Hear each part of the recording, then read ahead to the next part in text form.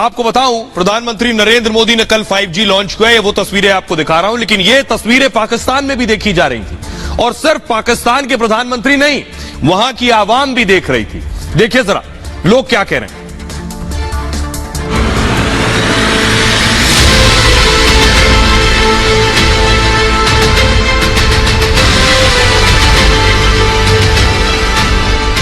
प्रधानमंत्री मोदी ने 5G की शुरुआत करते ही डिजिटल दुनिया में भारत का डंका बजा दिया।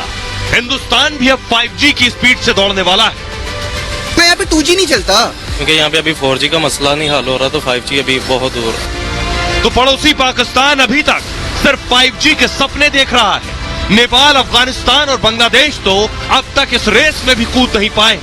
पैसे पैसे को मोहताज पाकिस्तान की जनता अपने वजीर आजम से पूछ रही है, कब बदलेगा हमारा नेटवर्क। और आइए अब आपको सुनवाते हैं 5G लॉन्च होने के बाद पाकिस्तान के लोग क्या कह रहे हैं, सुनिए जरा। की बात की जाए तो डेफिनेटली पाकिस्तान इंडिया से बहुत पीछे है, लैग कर रहे हैं हम हर फील्ड में। It's not only internet, her field में हम लैग कर रहे हैं और इंडिया हमसे बहुत आगे है। पाकिस्तान को इंडिया से सीखना चाहिए, उससे इंस्पायर होना चाहिए, उसकी गवर्नमेंट सीखते हुए काम करना चाहिए। उससे बिल्कुल, उससे सीखते हुए उसकी ब्यूरोक्रेसी, उसकी गवर्नमेंट, उसकी पॉलिटिक्स, उसकी मिलिट्री, उसके सब सेक्टर, एवरीथिंग। जाहिर सी बात है उनको बेतहाशा फायदा होगा, ठीक है।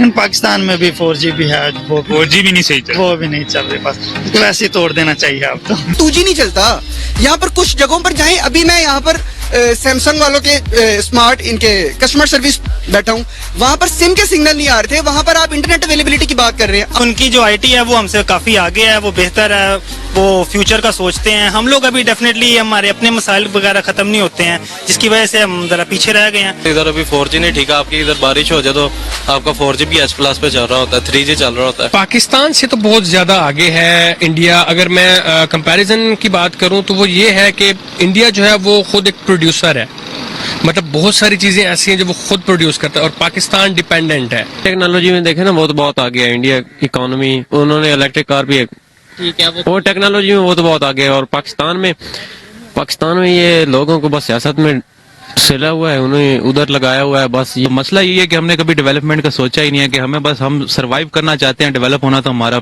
एम ही नहीं है। इंडिया में जो है पॉलिटिक्स चेंज हो रही है और वो नई चीजें अडॉप्ट कर रहे हैं, नई चीजें लेके आ रहे हैं। इंडिया हमसे आगे है, आपको भी पता है। इंडिया जो है ना एक IT हब बन रही है दुनिया में। जिस तरह अमेरिका है ना सबसे बिगेस्ट कैपिटलिस्ट है, इस तरह अब दूसरी नंबर पे मेरे ख्याल में अब इंडिया जा रही है। सरप्राइजिंग है, like they are doing progress, अच्छी बात है, हमें भी करनी चाहिए।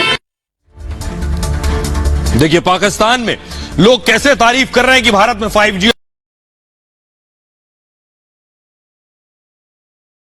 जरा देखिए भारत के अलावा कौन कौन से मुल्क हैं, किनके बराबर हिंदुस्तान आकर खड़ा हुआ है 5G के मामले में। देखिए जरा, भारत के साथ साथ अमेरिका में भी 5G है और चीन में 5G है। ये वो देश हैं जो एक साथ खड़े हैं आज। ऑस्ट्रेलिया में 5G है, ऑस्ट्रेलिया के अलावा इटली में 5G है, ये स्पेन में 5G है। भारत आज इन देशों के साथ बराबरी पर खड़ा है। कनाडा में 5G का इस्तेमाल होता है, लेकिन पाकिस्तान में बताते हैं 2G की स्पीड भी ठीक नहीं आती है। आइए खबरों में आगे बढ़ते हैं। आज की अगली बड़ी खबर है,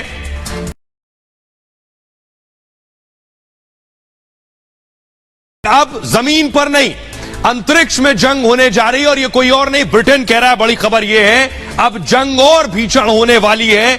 बड़ी खबर आपको बताएं, बिग ब्रेकिंग न्यूज। ब्रिटेन ने यह दावा किया है, ब्रिटेन के अधिकारी ने दावा किया है कि पुतिन अंतरिक्ष में जंग छेड़ देंगे।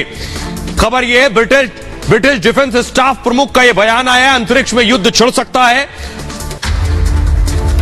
पुतिन युद्ध छेड़ सकते हैं, ब्रिटेन ने कहा है।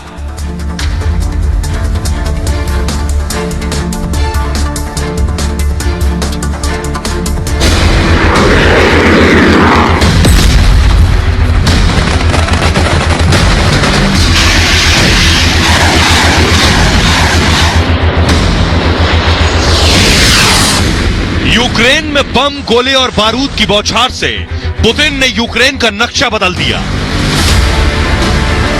अब पुतिन अंतरिक्ष में जंग की तैयारी कर रहे हैं। ब्रिटेन के एक अधिकारी ने दावा किया कि पुतिन अब बदला लेने के लिए स्पेस वॉर शुरू कर सकते हैं। यानी अंतरिक्ष में मौजूद अमेरिका और यूरोप के सैटेलाइट पुतिन तबाह कर सकते हैं। मतलब ये कि पश्चिमी देशों पर जमीन के साथ साथ अब आसमान से भी खतरा बरस सकता है। तो आइए अब आपको बताने जा रहा हूं कि आखिर अंतरिक्ष में लड़ाई होगी तो ये कैसी जंग होगी। सबसे पहले मैं आपको दिखा रहा हूं ये अंतरिक्ष, देखिए जरा, ये आप देख रहे हैं ऊपर एक तरफ पुतिन एक तरफ बाइडेन, कोई बचेगा नहीं। दरअसल एडमिरल सर टोनी रेडकिन का यह बयान सामने आया है। ब्रिटेन के डिफेंस स्टाफ प्रमुख हैं टोनी रेडकिन। ये देखिए किस तरह से ऊपर सैटेलाइट आकर नीचे गिर रहे हैं। अंतरिक्ष में युद्ध छिड़ने की बात कही है उन्होंने। उनका कहना है पुतिन अंतरिक्ष में युद्ध छेड़ सकते हैं। दरअसल रूस अंतरिक्ष में युद्ध करने में पूरी तरह से सक्षम है और तैयार है। पिछले साल रूस अपनी ताकत दिखा चुका है अंतरिक्ष में। साल के अंत में अंतरिक्ष में दरअसल धमाका हुआ था, देख रहे हैं। इसी तरह धमाका होगा, मिसाइल मारी जाएंगी पुतिन की तरफ से और ऊपर से सैटेलाइट आकर नीचे गिर सकते हैं। रूस ने कहा था किसी को घबराने की जरूरत नहीं है और अब अंतरिक्ष में युद्ध का खतरा मंडराने लगा है। ब्रिटेन ने परमाणु हमले का भी खतरा जता दिया है। पुतिन के परमाणु युद्ध की धमकी को हल्के में नहीं लेंगे, ये ब्रिटेन ने कहा है। ब्रिटेन परमाणु हथियार का इस्तेमाल कर सकता है, वो भी इस बात को कह रहा है। पानी के अंदर से भी रूस से खतरा है। पश्चिमी देशों के खिलाफ पनडुब्बी का इस्तेमाल भी संभव है। रूस के राष्ट्रपति पुतिन युद्ध के भूखे हैं, यह ब्रिटेन का कहना है। पश्चिमी देशों से बदला लेना चाहते हैं पुतिन। और सिर्फ अंतरिक्ष में ही नहीं, आपको बताऊं कि परमाणु जंग की बात भी सामने आ रही है। पुतिन के एक बहुत करीबी है, ये है रमजान कादिरोव, जिन्हें आप देख रहे हैं। उनकी एक बड़ी सेना है, कादिरोव की ये टीम है पूरी, पुतिन के करीबी है। उनकी तरफ से बड़ी खबर, एक बड़ा दावा और बड़ा दाव सामने आ रहा है। उन्होंने कहा है रमजान कादिरोव ने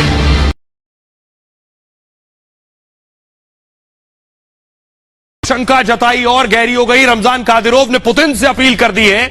उनका कहना है परमाणु बम का इस्तेमाल पुतिन फौरन करे। तो आइए, दरअसल रमजान कादिरोव जो है ये पुतिन के कटप्पा कहे जाते हैं, उनके बहुत नजदीक, और कोहराम मचाया है रमजान कादिरोव ने यूक्रेन में।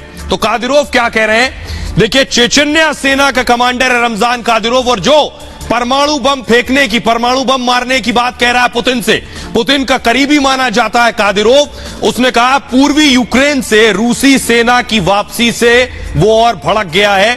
कादिरोव ने सीमा पर कठोर उपाय करने की अपील कर दी है। कम क्षमता वाले, उसका कहना है जो छोटे परमाणु हथियार हैं, कम ताकत वाले जो परमाणु न्यूक्लियर वेपन है वो मारे। इन इलाकों में रूस मार्शल लॉ की घोषणा करे। और लाइमैन में रूसी सेना का प्रमुख गढ़ दरअसल रहा था, यहां से सेना को राशन हथियार सप्लाई होती थी उस दौर में। रमजान कादिरोव यूक्रेन के खिलाफ युद्ध में मुखर रहे हैं। रूस की तरफ से यूक्रेन में जंग लड़ रहे हैं रमजान कादिरोव। और कादिरोव अब कह रहा है कि परमाणु हमला करना चाहिए पुतिन को। और ये अकेले कादिरोव नहीं, पिछले दिनों आपको याद होगा कि खुद पुतिन ने भी दोहराया था कि वो भी परमाणु हमला कर सकते हैं। सुनिए जरा। If the territorial integrity of our country is threatened, to defend and protect our country and our people, we will use all the means that we have. And I'm not bluffing. तो Putin ने एक बात कही कि मैं मजाक नहीं कर रहा हूं, मैं परमाणु हमला कर सकता हूं। आइए, अब ये जो देख रहे हैं, पुतिन ने कब्जा किया, ये ज़पोरिजिया पर कब्जा किया। न सिर्फ कब्जा किया बल्कि इस पूरे शहर को मिला लिया है रूस में इस तबाही के बाद। और इस शहर में, अगली तस्वीर दिखाइए, इस शहर में दरअसल एक न्यूक्लियर प्लांट भी है। ये जो आप देख रहे हैं न्यूक्लियर प्लांट, उस पर भी कब्जा कर लिया है पुतिन ने। लेकिन बड़ी खबर आ रही है, आपको बताऊं, बड़ी खबर यह है कि इस न्यूक्लियर प्लांट में जो हेड थे, big breaking news, nuclear plant के जो हेड थे उन्हें किडनैप कर लिया गया है। जी हां, उनकी किडनैपिंग हो गई है। यूक्रेन का रूस पर यह गंभीर आरोप है। परमाणु प्लांट के हेड का अपहरण कर लिया गया है। अपहरण के पीछे रूस का हाथ बताया जा रहा है। आइए देखिए जरा, तो परमाणु बम पर दरअसल पूरा यूरोप परमाणु बम पर बैठा हुआ है। ठीक इसी तरह जेपोरेजिया परमाणु प्लांट को लेकर विवाद हो गया है और इसके जो हेड थे वो अगवा कर लिए गए। रूस का जेपोरेजिया परमाणु प्लांट पर कब्जा हो गया है। आपको बताऊं, यूरोप का यह सबसे बड़ा परमाणु प्लांट है। 25% यूक्रेन की बिजली इसी परमाणु प्लांट से बनती थी।